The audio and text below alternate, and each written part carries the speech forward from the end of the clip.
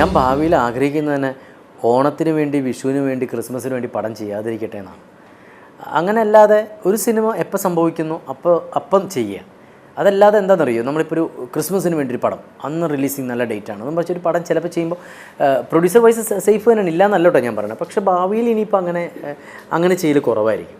അത് വരട്ടെ, അല്ലെങ്കിൽ അത് കണക്കാക്കി നമുക്ക് ചെയ്യാം, വെയിറ്റ് ചെയ്യാം.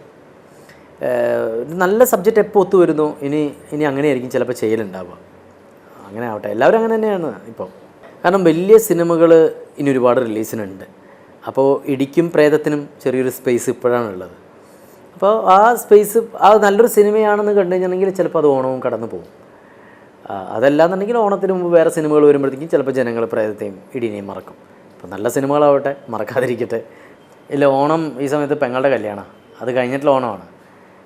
ഈ ഓണത്തിന് തീർച്ചയായിട്ടും എൻ്റെ കുടുംബത്തിൻ്റെ കൂടെ തന്നെ ആയിരിക്കും. എല്ലാ ആഘോഷങ്ങളും ഞാൻ മാക്സിമം എൻ്റെ കുടുംബത്തിൻ്റെ കൂടെ തന്നെ ആവുള്ളൂ. പണ്ടൊക്കെ നമ്മൾ പറയും ഓണം സമയത്ത് ഈ ഫുൾ ടൈം നമ്മളിങ്ങനെ എന്താ പറയുക, ടി വിയും മുന്നിലിരിക്കാതെ, ഞാൻ വളരെ ഓപ്പണായിട്ട് പറയുകയാണ്, ടി വിയുടെ മുന്നിലിരിക്കാതെ നമ്മളെല്ലാവരും കൂടി ചുറ്റിനും കൂടിയിരുന്ന് നമുക്ക് എന്തെങ്കിലുമൊക്കെ സംസാരിക്കാൻ പറ്റുന്നത് നല്ലതാണ്. പക്ഷേ ഇപ്പോഴത്തെ പ്രശ്നം എന്ന് വെച്ചിട്ടുണ്ടെങ്കിൽ എന്താഘോഷം ഉണ്ടെങ്കിലും നമ്മൾ ടി വി വെച്ചില്ലെങ്കിലും നമ്മളെല്ലാവരും ചുറ്റിനിരുന്നാലും സംസാരമില്ലല്ലോ. എല്ലാവരും വാട്സാപ്പിലും ഫേസ്ബുക്കിലിരിക്കുകയാണ്. തൊട്ടപ്പുറത്തിരുന്നാലും എന്നെ ഇപ്പോൾ 2 ദിവസമായിട്ട് എൻ്റെ വീട്ടിൽ കളിയായിക്കൊണ്ടിരിക്കുകയാണ്. കാരണം പടം റിലീസിൻ്റെ ടെൻഷനും കാര്യങ്ങളൊക്കെ ആയിട്ട് ബോധമില്ലാതെയൊക്കെയാണ് ഇരിക്കുന്നത്. ചിലപ്പോൾ എന്തെങ്കിലുമൊക്കെ ഇന്നലെ അവൾ എന്തൊക്കെയോ പറഞ്ഞുകൊണ്ടിരിക്കുന്നുണ്ട് കുറേ നേരം. ഞാൻ മുഖത്തേക്ക് തന്നെ നോക്കിക്കൊണ്ടിരിക്കുന്നുണ്ട്. ലാസ്റ്റ് ആയപ്പോഴത്തേക്ക് ആ പെങ്ങൾ തന്നെ പറഞ്ഞു, അവൾ ചേട്ടനൊന്നും കേൾക്കണമെന്നില്ലെന്നേ. ഞാൻ അതിങ്ങനെ മൈൻഡ് മാറിക്കൊണ്ടിരിക്കുകയാണ്. അപ്പോൾ കുടുംബം ആയിട്ടിരിക്കുമ്പോഴത്തേക്കും തീർച്ചയായിട്ടും ഈ വക കുന്ത്രാണ്ടങ്ങളൊന്നും മാറ്റി വെച്ചിരുന്നു കഴിഞ്ഞാൽ തന്നെ സമാധാനം ഉണ്ടാവും എന്നാണ് എനിക്ക് തോന്നുന്നത്. അപ്പോൾ പറഞ്ഞു വന്ന് ഇത്രേ ഉള്ളൂ. അതായത് കുടുംബത്തിൻ്റെ കൂടെ ഇരിക്കുമ്പോഴത്തേക്കും അവരുടെ സംസാരം കേൾക്കാനും നമുക്ക് സംസാരിക്കാനും പറ്റട്ടെ എന്നാണ് എനിക്ക് തോന്നിയത്. കാരണം കുടുംബത്തെ നിയന്ത്രിക്കുന്നത് ഇപ്പോൾ ആപ്പുകളാണ്. അങ്ങനെ പോയാൽ ആപ്പിൽ പെടുകയുള്ളൂ എന്നാണ് എനിക്ക് തോന്നിയിട്ടുള്ളത്. ഡയലോഗ് അടിക്കാൻ എല്ലാവർക്കും പറ്റും, എനിക്കും ഉൾപ്പെടെ. ഞാനും ഒന്ന് കുറച്ചുകൊണ്ടിരിക്കുകയാണ്. ഞാനത് ഇപ്പോൾ രഞ്ജിത്ത് ശങ്കർ തന്നെയാണ് അത് ഡയറക്റ്റ് ചെയ്യണത്. എൻ്റെ അടുത്ത് പ്രൊഡ്യൂസ് ചെയ്യാൻ പറഞ്ഞാൽ ഞാൻ ചിലപ്പോൾ ഒരുപക്ഷെ ചെയ്യും. കാരണം ഞാൻ പ്രൊഡക്ഷനിൽ ഞാൻ അങ്ങനെ ഇടപെടാറില്ല. രഞ്ജിത്ത് തന്നെയാണ് എല്ലാ കാര്യങ്ങളും ചെയ്യുന്നത്.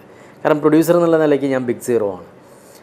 കാരണം കണക്കും കാര്യങ്ങളൊക്കെ നോക്കും, സംസാരിക്കും എന്നുള്ളതിൽ കവിഞ്ഞ് അങ്ങനെ കൂടുതൽ ഞാൻ അതിനകത്ത് ഇടപെടാറില്ല. കാരണം അതെന്നെ അത്ഭുതപ്പെടുത്തിയിട്ടില്ല, എക്സൈറ്റ് ചെയ്യിച്ചിട്ടുമില്ല. അപ്പോൾ അത് ആ പാത്ത് എനിക്കില്ല. പക്ഷേ നല്ലൊരു സബ്ജക്റ്റ് വന്നാൽ വേറൊരു ആക്ടർക്ക് വേണ്ടിയിട്ടാണെങ്കിൽ ഞാൻ പ്രൊഡ്യൂസ് ചെയ്യും. ഇപ്പോൾ ഞാൻ 3-ാം ഇടം എന്ന് പറയുന്നൊരു ഷോർട്ട് ഫിലിം ഞാൻ പ്രൊഡ്യൂസ് ചെയ്തിരുന്നു. 18 അവാർഡ് അതിന് കിട്ടിയിരുന്നു. അതുപോലെ സബ്ജക്റ്റ് കേട്ട് ഇഷ്ടപ്പെട്ടിട്ടാണ്.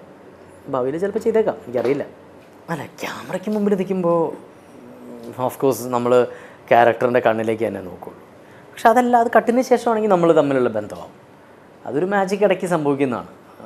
ആക്ഷൻ എന്ന് പറയുമ്പോഴത്തേക്കും നമ്മൾ അവരാകുകയും അവർ മറ്റേ കഥാപാത്രമാകുകയും ചെയ്യും. പക്ഷെ കട്ടിന് ശേഷം നമുക്ക് നമ്മുടെ എന്ത് ബന്ധമാണോ ആ ബന്ധത്തിൽ തുടരുകയും ചെയ്യും. അതാണ് എനിക്ക് തോന്നിയിട്ടുള്ളത്.